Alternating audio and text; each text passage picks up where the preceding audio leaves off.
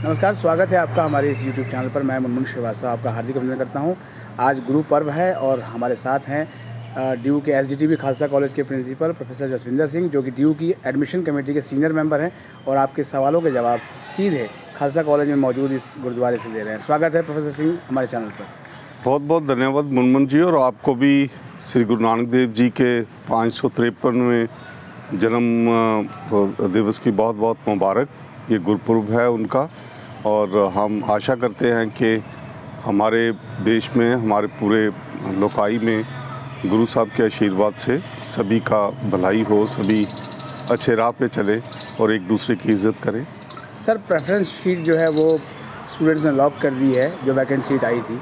अब इसके बाद सर उनको क्या करना है आगे? देखिए, ये कल लिस्ट निकलेगी, क्योंकि इसमें 2-3 किस्म की जो चेंजेस दिल्ली यूनिवर्सिटी ने परमिट की थी। वो एक तो ये कि जो बच्चे पहले राउंड में अपने आप को रजिस्टर नहीं कर पाए या दूसरे राउंड से वो किसी तरीके से वो वंचित रह गए हैं एडमिशन से, तो उनको एक ये मिड एंट्री का एक स्पेशल मौका दिया गया है।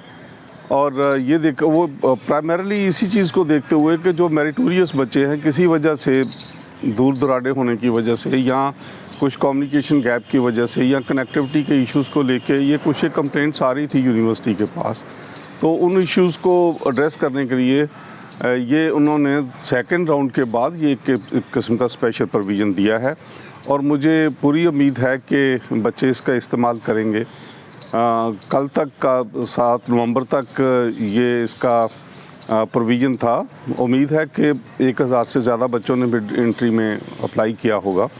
दूसरी जो बात है कि बच्चे, जिन बच्चों ने अपनी सीट्स, जिनको एडमिशन मिल चुका है, वो फ्रीज़ कर सकते हैं या उसको अपनी तरफ से वो फाइनल करके अपने डैशबोर्ड के ऊपर ये एक संदेश दे सकते हैं दिल्ली यूनिवर्सिटी को, आगे वो किसी किस्म की और अपग्रेडेशन नहीं चाहते, या बच्चे अपग्रेडेशन के लिए भी अप्लाई कर सकते हैं।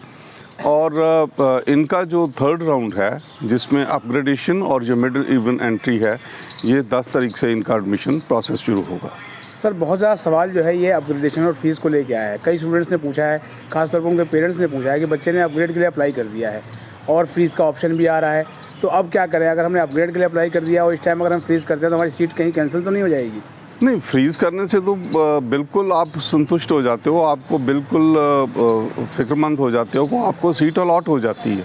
फ्रीज़ करने का तो मतलब ये है। अगर आप फ्रीज़ नहीं करते हो तो आप उसकी जो है अपग्रेडेशन की ऑप्शन, मान लो कि किसी को कोई कोर्स पसंद नहीं है या कोई अपना कॉलेज चेंज करना चाहता है, या कहीं आपकी लोकेशन ठीक नहीं है, जिस जगह पे आप रह रहे हो उससे आपका कॉलेज ज़्यादा दूर अलॉट हुआ है और दूसरा कॉलेज जो आपके नज़दीक और या कोर्स भी वहाँ अवेलेबल है जो आप चाहते हो, तो ये अपग्रेडेशन बेसिकली इन फैक्टर्स को लेके की जाती है। सर, मिड एंट्री में आपने बताया जैसे कि 1000 से ऊपर भी बच्चे जो है वो अप्लाई कर चुके हैं, जो कहीं भी सिस्टम में नहीं थे। अब एक नया डर जो है बच्चों में पैदा हो गया है कि ये जो मिड लेवल की एंट्री के बच्चे आए हैं, कहीं वो रेलवे के तत्काल की टिकट की तरह इनको तो कहीं प्रेफरेंस नहीं मिलेगी सीट अलॉटमेंट करने में? देखिए, नहीं, ऐसा नहीं है। वो एक किस्म से प्रेफरेंस ऑर्डरिंग तो जो उनकी है वो रहेगी। अगर वो किसी वजह से वो एडमिशन नहीं ले पाए थे तो ये नहीं है कि उनको कोई स्पेशल ट्रीटमेंट है, वो भी बाकी बच्चों के साथ ही इन सीट्स के लिए कोशिश करेंगे। और अब मेरिट जो है वो दोनों की सिंक की जाएगी। जो अपग्रेडेशन कर रहे हैं, अपग्रेडेशन की ऑप्शन दे रहे हैं, और जो नई मिड एंट्री आ रही है, उन दोनों को कंबाइन करके अगेन इनकी जो मेरिट है वो कंप्यूटर तय करेगा। जो हमारा सिस्टम है वो इसी तरीके से है कि प्रेफरेंस और मेरिट दोनों को देखा जाता है। और प्रेफरेंस 2 किस्म की है, आपके इंस्टीट्यूशंस की है, जिसे हम कॉलेजेस कहते हैं या इंस्टीट्यूट कहते हैं, या फिर जो है उनके कोर्स को लेके है। तो ये एक किस्म से कंबाइंड मेरिट के बेस के ऊपर सीट्स दोबारा से अलॉट की जाएंगी। यानी कि सर जो है बच्चों को डरने की ज़रूरत नहीं है? बिल्कुल भी नहीं, ये बिल्कुल मेरिट बेस्ड एडमिशन है। और कोई भी किसी वक्त भी आके किसी कॉलेज में अगर उसको कोई लगता है कि कोई किसी किस्म का उसको वहम है या कोई क्लैरिफिकेशन लेना चाहता है या वो पूछना चाहता है कि कई बार ऐसा होता है कि आपने पहले राउंड में अप्लाई नहीं किया और नेक्स्ट बच्चे को एडमिशन मिल गया जो आपसे कम मेरिट का था, तो अगर वो अब पहली मेरिट वाला बच्चा आएगा तो उसको उस कॉलेज में एडमिशन नहीं मिल सकती। वो तो उन्हीं सीट्स के लिए ही कम्पीट करेंगे जो सीट्स वेकेंट्स हैं कुछ एक कॉलेजेस में, कुछ एक कोर्सेज में। सर ये कुछ पेरेंट्स का जो सवाल है कि उन्होंने अपने बच्चे का जो है वो फ़ीस जमा करा के और विड्रॉल भी ले लिया, लेकिन उनकी पेमेंट वापस नहीं आई अभी तक, वो कब तक आती है सर? देखिए, इस चीज़ के लिए थोड़ा टाइम लग सकता है। देखो, अभी हमारी सबसे बड़ी कंसिडरेशन है कि बच्चों को एडमिशन दिया जाए, और कई बार जो रिफ़ंड है उसकी प्रोसेसिंग में टाइम लगता है, क्योंकि रिफ़ंड का एक अलग प्रोसीजर है कि हम बच्चों की पूरी वेरिफिकेशंस करते हैं कि किस अकाउंट से ये इंफॉर्मेशन उसकी फ़ीस ओरिजिनेट हुई थी, उसी अकाउंट में फ़ीस ने दोबारा जाना है, तो वो इमीडिएटली ऑटोमेटिक नहीं है। मगर हाँ, हम ये श्योर करते हैं कि दिल्ली यूनिवर्सिटी के पास एक बहुत ही ट्रांसपेरेंट सिस्टम है। इसमें थोड़ी देरी ज़रूर लगती है क्योंकि हमारी क्लासेस शुरू हो चुकी हैं, और ज़्यादातर एडमिशन, तकरीबन आप देखोगे कि 90% एडमिशन तो कंप्लीट है।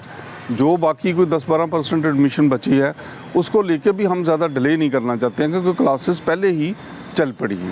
तो बच्चों को जो भी उनका एडमिशन कैंसिलेशन के ऊपर जो उनका पैसा बनता है, जो हमारे स्टैट्यूटरी चार्जेस हैं, उनको काट के वो पैसा दिल्ली यूनिवर्सिटी वापस करेगी उन्हीं के अकाउंट में। सर जिन बच्चों का थर्ड फेज़ में एडमिशन होगा, सर इनके लिए फिर सेशन कब शुरू होगा? नहीं, देखिए, ये सेशन तो शुरू हो चुका है। हाँ, उन बच्चों के लिए हम एक जो टीचर क्लास जिस भी क्लास में वो जाते हैं, तो हम उन टीचर्स को ये ज़रूर रिक्वेस्ट करेंगे कि जो इनका 8-10 दिन का ये मेकअप है, उनके लिए एक स्पेशल कैप्सूल, उनकी स्पेशल क्लास लेके उसको मेकअप करें। वो टीचर्स इसके लिए बिल्कुल तैयार हैं। कोई टीचर ऐसे डिनाई नहीं करता है कि भाई अगर 8-10 दिन को बच्चा बाद में आ रहा है। पहले भी आप देखो कि 2-3 दिन तो हमारे ओरिएंटेशन में ही लग जाते हैं। पहले हम जनरल ओरिएंटेशन करते हैं, कॉलेज के बारे में, यूनिवर्सिटी के बारे में, यूनिवर्सिटी की लाइब्रेरी के बारे में, कॉलेज की लाइब्रेरी के बारे में, स्पोर्ट्स के बारे में, बाकी जो हमारी लेबॉरेटरीज़ हैं, लाइब्रेरी है, इन सभी चीज़ों को लेके एक काउंसलिंग की जाती है, और आगे उनकी क्या एवेन्यूज़ हैं, उनके फ्यूचर में क्या क्या पॉसिबिलिटीज़ वो देखते हैं, प्लेसमेंट्स की क्या सिचुएशन है, बच्चों के मेजर माइनर उन्होंने किस तरीके से चॉइस करनी है। तो ये एक जनरल हमारी ओरिएंटेशन होती है। इसी तरीके से जैसे खालसा कॉलेज में हमने सभी डिपार्टमेंट्स के टीचर्स को भी ये कहा है, रिक्वेस्ट की है कि आप अपने अपने जो नए बच्चे आपके डिपार्टमेंट में आए हैं, उन बच्चों को लेके आप ओरिएंटेशन कीजिए कि उन बच्चों के पास क्या पॉसिबिलिटीज़ हैं, वो किस किस्म के कोर्सेज़ की उनको चॉइस दी गई है, स्किल इन्हांसमेंट कौन से कोर्सेज़ हैं, कौन से उनके नॉलेज में जो है वो एडिशन ला सकते हैं। इसी तरीके से वैल्यू बेस्ड कोर्सेज़ हैं जो बहुत इम्पॉर्टेंट है। वैदिक मैथमेटिक्स फॉर इंस्टेंस है, या फिटनेस स्पोर्ट्स फॉर फिटनेस का है। इस तरीके से बहुत सारे कोर्सेज़ हैं, योगा का है, जो बच्चों को जिसके बारे में हम काउंसलिंग करते हैं, ताकि ये उनकी पढ़ाई के साथ साथ उनकी मेंटल डेवलपमेंट के साथ साथ उनकी फ़िज़िकल और उनकी जो कमिटमेंट है हमारे देश के प्रति वो बढ़े।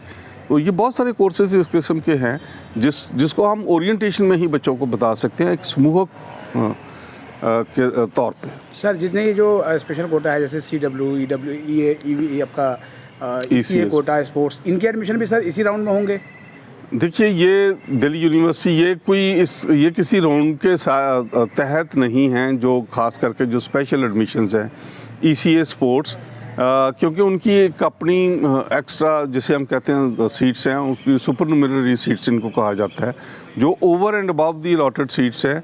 तो दिल्ली यूनिवर्सिटी किसी भी टाइम थर्ड राउंड के बाद इनको अनाउंस कर सकती है, क्योंकि स्पोर्ट्स एडमिशन के जो हमारे ट्रायल्स हैं उनके सर्टिफिकेट वेरिफिकेशन है वो हो चुकी है।